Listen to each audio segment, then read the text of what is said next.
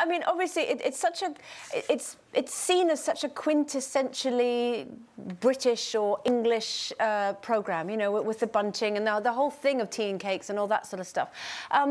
What for me was so remarkable is obviously that it's the first time that we have seen a Muslim woman winning a programme like this, which is so, as you say, quintessentially British. And to me, it sort of summed up how beautifully Britain is integrated to the fact that, you know, it's two cultures merging. She sees herself as a truly British woman. And then, of course, you wake up this morning and there's the headlines that David Cameron, obviously speaking at the Tory party conference, he suggested yesterday that he thinks we're actually a lot less integrated as a society that he would like. And he would like to take some fairly radical steps, Jane, to see Britain remaining British as he sees it. But you know, immigration has been the elephant in the room for years and years and years, and no government would ever address it because it was kind of like, oh, you know, if I say this, I'm going to be accused of being racist, and if I say this, I'm going to be accused of being something else. So they've not. This is a Prime Minister who said, I'm not going to see out my final term. He's been elected, he's in.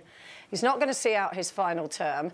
So finally the shackles are off, and he's stating to me what has been blindingly obvious to the people of this country for years and years and years. And it's too little, too late for me. And I feel that, you know, we are a multicultural country. We are one of the most multicultural countries in the world. We are a fantastic country. We welcome everybody.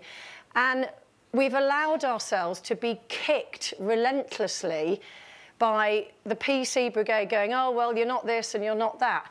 We are fantastic. We have a very inclusive society. We all want to live in harmony, of course, we all do. But I think that David Cameron has made this statement at a very difficult time. If you think of what's going on in the world, the worry about ISIS, terrorism and everything, I think that the timing of it is rather unusual.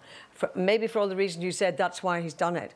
But he's talking about demolishing faith schools. Can you imagine the uproar if he demolished faith schools? He's talking about madrasas, which are the before and the after schools. Not just madrasas. No, he's talking about schools that only teach about religion. So the specific schools where the children just go to learn about their religion and have this sort of, you know, almost indoctrinated style of education. And also he's talking about extreme faith schools. He's talking about places where children are taught not to mix with peoples of other religions and are taught not conspiracy theories about other religions. Yeah, but don't you think it's an idealistic statement to make? I mean, of course it's idealistic. Yeah. It would be perfect if all of this happened. But a lot of faiths and cults feel very strongly and very protective about their faiths. Who would decide what is too extreme? I think it seems... I mean, like you say, look at your family.